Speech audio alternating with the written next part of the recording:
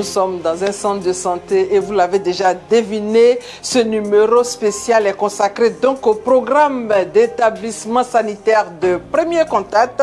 Ce programme de santé ambitieux mis en place par le gouvernement ivoirien soulage déjà les populations. Alors, comment ce projet a-t-il transformé la qualité des soins des Ivoiriens? Quel est le point de réalisation de ce programme et quels sont les partenaires? La Côte d'Ivoire en marche pose le diagnostic. Mesdames et messieurs, bonsoir.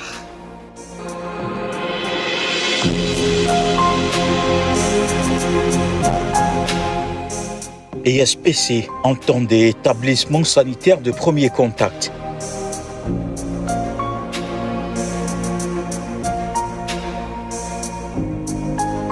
Depuis 2018, la Côte d'Ivoire, dans sa politique de fournir des soins de qualité à tous les Ivoiriens, a lancé le programme ESPC, établissement sanitaire de premier contact.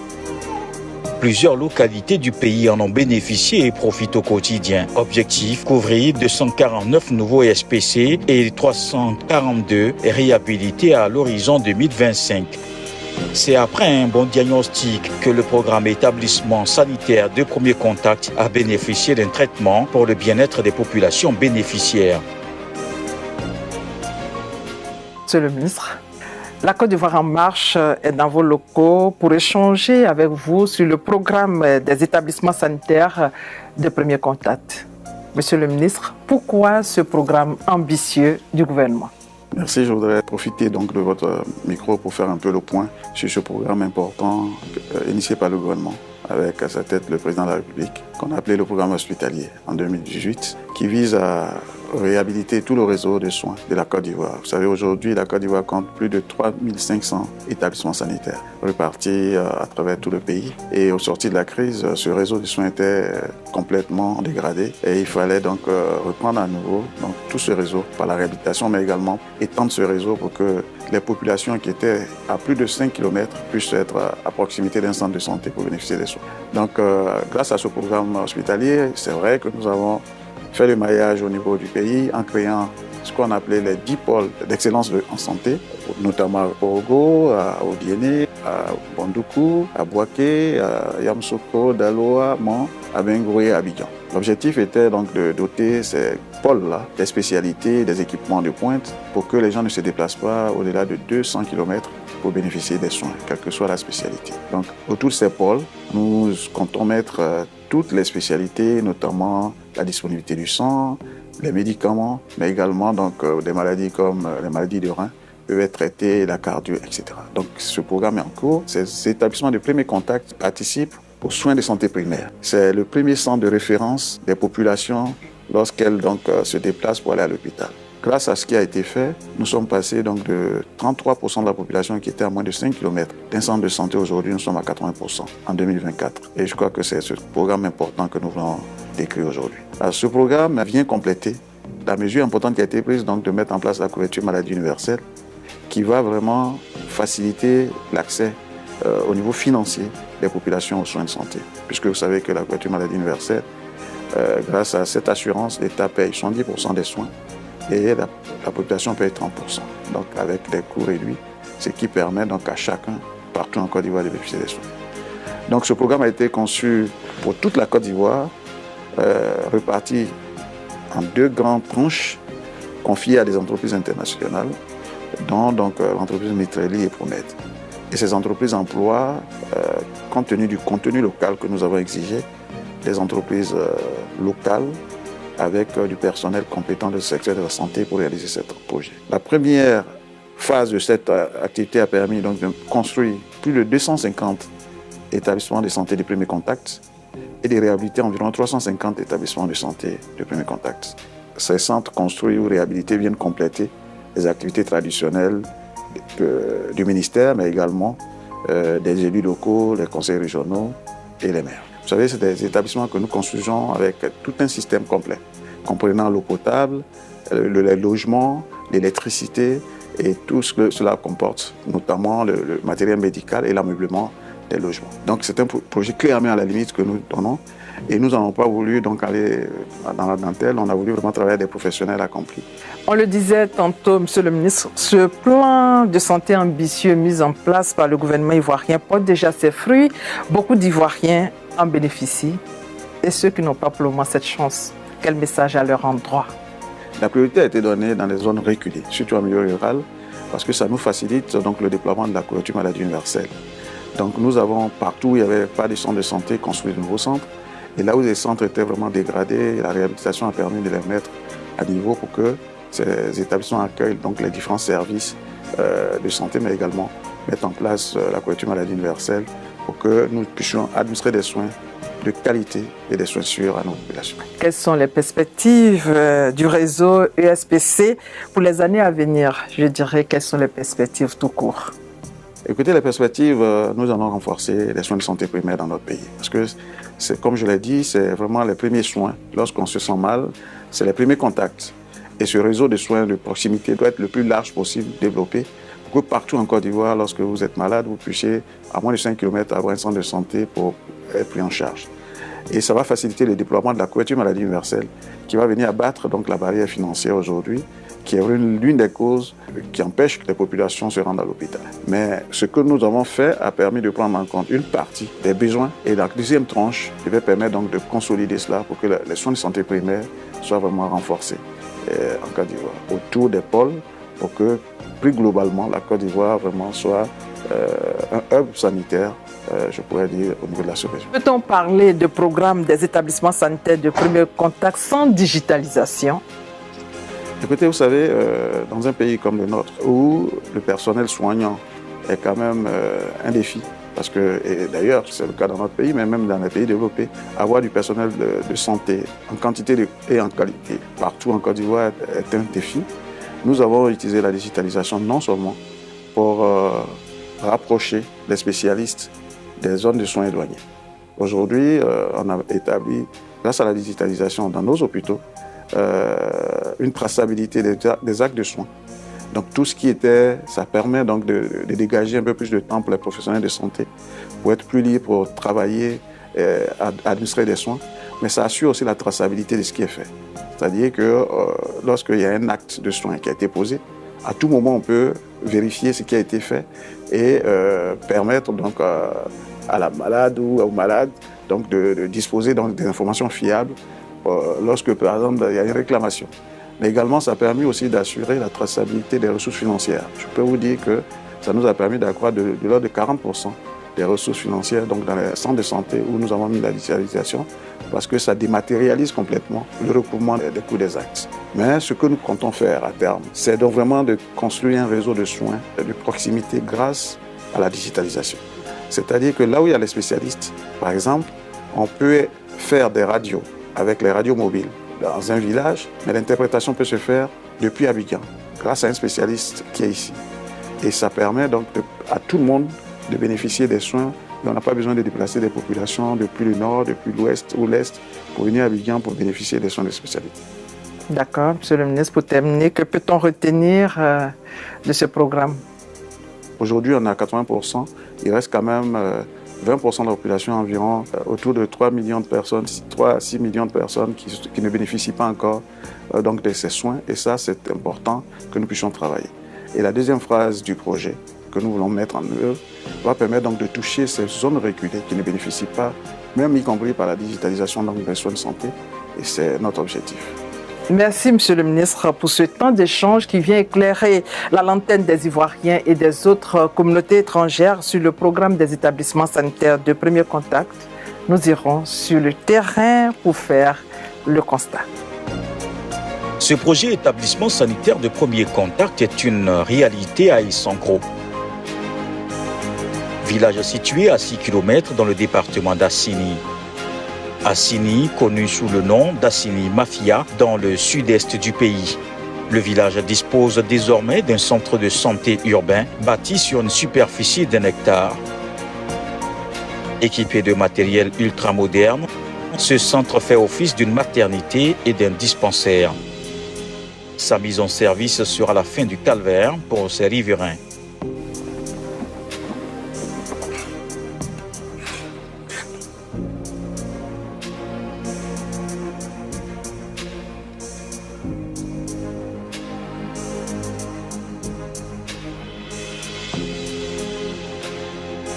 En attendant de profiter de ces nouveaux édifices, les populations se disent satisfaites au vu de leurs prières en cours d'exaucement grâce au projet ESPC. Depuis que l'hôpital est là, nous les femmes, on n'a plus de soucis encore.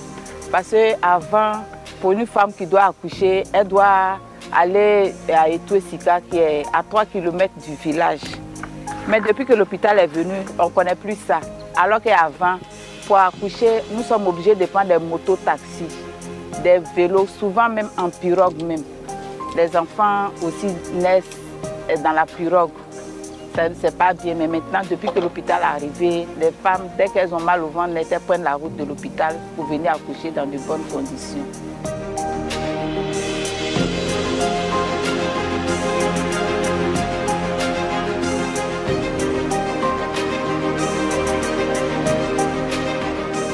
En tout cas, aujourd'hui, je vois que grâce à l'État, ils ont construit à l'hôpital dans notre village. Sincèrement, ça me plaît beaucoup. Je suis tellement en joie. Sincèrement, c'est fatigant. Même tout récemment, il y avait ma maman même qui était malade. On ne savait pas sincèrement comment faire. Maintenant, aujourd'hui, on voit que l'hôpital est venu chez nous, sincèrement. On est très heureux. En tout cas, le village même en joie.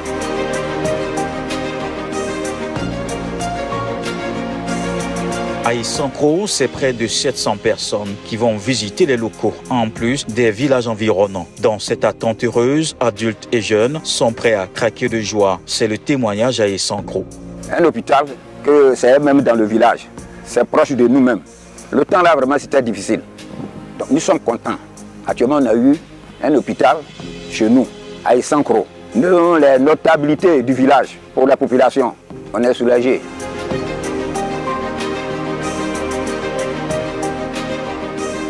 Après le sud-est du pays, cap sur le nord-est de la capitale économique ivoirienne. Nous sommes à Mafia village. Mafia qui signifie littéralement « je suis venu me cacher en Langani ». Il est situé dans le département d'Alépé, région de Lamé. Ici, le projet établissement sanitaire de premier contact est plus qu'une réalité. C'est un nouveau centre de santé qui vient d'ouvrir ses portes. À l'image de tout établissement sanitaire, on y trouve une salle d'observation et une salle d'accouchement avec un château d'eau. Cet ouvrage vient contribuer significativement au développement du village selon les populations.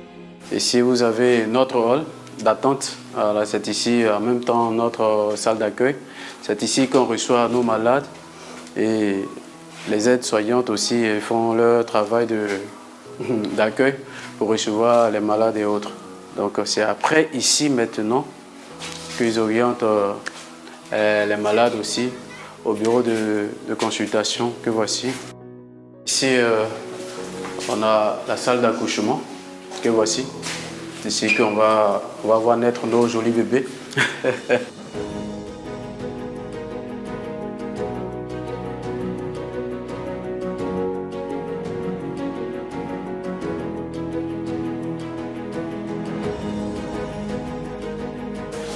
Après la salle d'accouchement, on a ici la salle de suite de couche.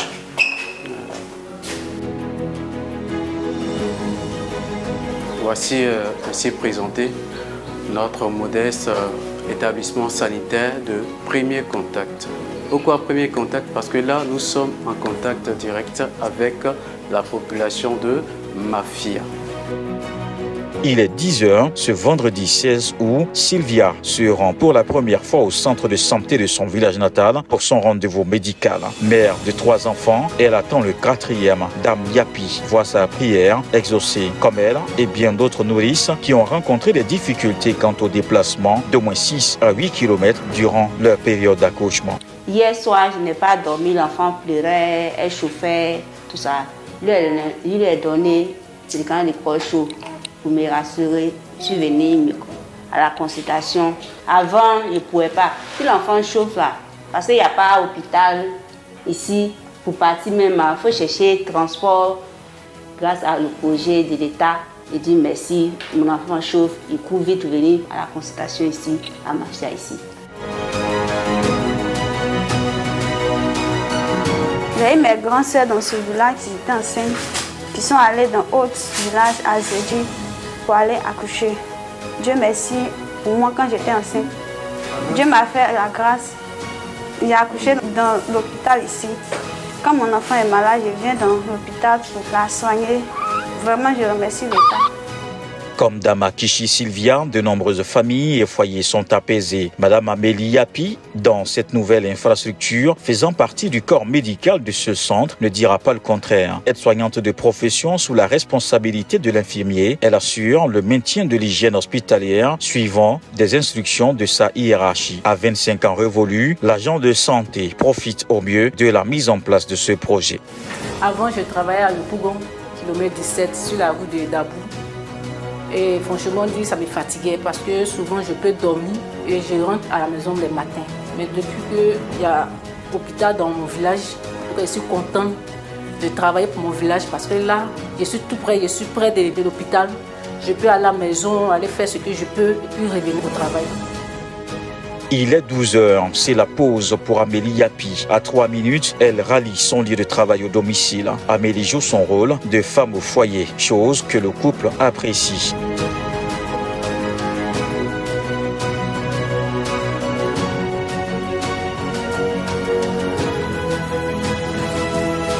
Avant, je ne pouvais pas m'occuper de mon mari, mais maintenant, je peux m'occuper de mon mari parce que je suis dans mon village, je peux travailler et puis venir m'occuper de mon mari.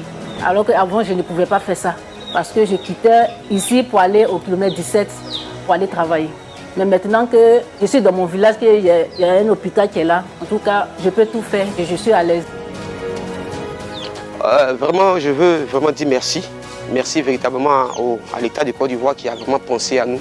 Je quitte au travail, tout à l'heure j'arrive, je vois ma femme à la maison parce qu'elle a pris sa pause, vraiment ça me fait du bien. Elle est en train de s'occuper de son foyer, elle prépare pour moi. Or, dans le temps, elle pouvait faire des nourritures de tous 2 jours, 3 jours, aller travailler, revenir, vraiment c'était bien compliqué. Vraiment, je vais dire merci parce qu'on a eu un hôpital chez nous, dans notre village. Vraiment, c'est un avantage pour moi et un avantage aussi pour tout le village. À Mafia, c'est près de 600 habitants, constitués de jeunes et d'adultes, qui témoignent de leur reconnaissance au chef de l'État, qui accentue son ambition d'améliorer les conditions de vie de ses administrés. Moi, ma propre maman, elle était malade. On devait l'évacuer à l'épée. Mais vous savez que c'est ce qui s'est passé. En ce temps, il n'y avait pas de route ici. Hein. Il fallait passer, il fallait faire le grand tour, passer par où tuer. Wow. Et on s'est levé à 3 heures. Il n'y avait pas de moto en son temps. Et on a pris dans une brouette pour aller au carrefour d'Alokwa. Et de là, on devait prendre un véhicule, aller sur à l'épée. Malheureusement, il y avait 2 véhicules en son temps en Zedji. Et on a raté l'occasion parce que les véhicules étaient chargés. Et on a attendu jusqu'à 15 heures pour pouvoir négocier avec un monsieur qui est venu chercher du cacao pour pouvoir la transporter jusqu'à l'épée. À ce moment, on était jusqu'à 17 heures. Et vous voyez un peu, Dieu merci de santé à Mafia. Depuis que vous êtes là, je fais des touches. Vous voyez que les gens viennent non seulement des villages de Dadikwa, Angokwa et même des environs qui sont même dans les campements. Donc on ne peut qu'être heureux. Aujourd'hui, on a reçu un centre de santé chez nous à Mafia. Je dis merci à l'État. Le centre de santé est là, l'infirmier est sur place. Nos enfants peuvent accoucher sur place au lieu de se déplacer ailleurs. Mais aujourd'hui, nous avons le centre de santé proche de nous, à notre oreille, où tout le monde peut se lever, même à minuit. Il peut venir réveiller l'infirmier et se faire soigner.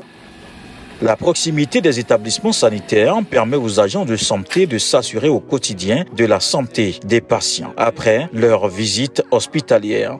Quelques jours après leur passage au centre, l'infirmier du village profite de ses heures libres pour visiter ses patients. D'une cour à une autre, en passant par la cour du chef central, son message est clair, s'assurer de l'état de santé des malades. Et chef, voilà.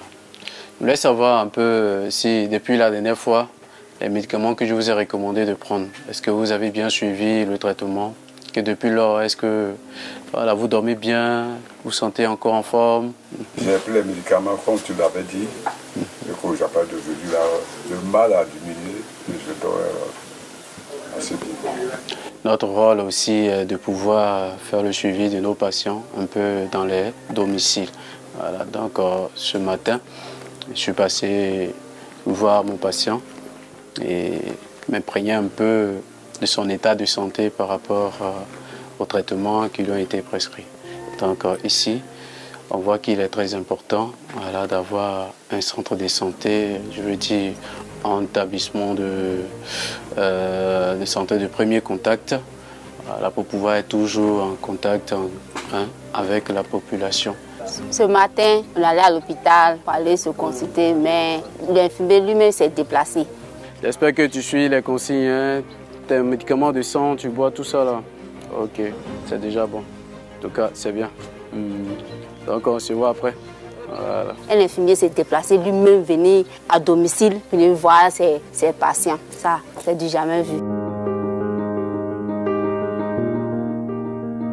De Essancro à Mafia, direction Aoué, il est 16h, l'affluence est moins constatée. Aoué, village d'environ 4000 habitants, il est situé à proximité du village Brofodoumé et à Tiekwa, 47 minutes d'Abidjan. Le centre de santé urbain d'Aoué fait partie désormais des 342 ESPC réhabilités parmi tant d'autres qui seront rénovés d'ici à 2025 selon la vision de l'État ivoirien. Inscrit dans le district sanitaire d'Abidjan, ce centre de santé vient d'être rénové en 2023. Plus précisément, Dr Martial Maïzan est le premier médecin en chef. Avec ses collaborateurs, ils travaillent de sorte à assurer leur mission auprès des populations dont ils ont la responsabilité. Il faut dire que la réhabilitation a commencé depuis 2020 sur le projet réhabilitation et réalisation des centres de santé de proximité que notre ministère des tutelles a initié. La satisfaction est très bonne. J'ai initié depuis mon arrivée des activités qui font que nous faisons des rapprochements avec la communauté. Et c'est ce qui fait que les patients ne vont plus ailleurs. Voilà, ils viennent dans le centre pour se faire soigner. Parce que nous prenons en charge toutes les pathologies. Et c'est les cas graves que nous référons au niveau des centres de santé de référence.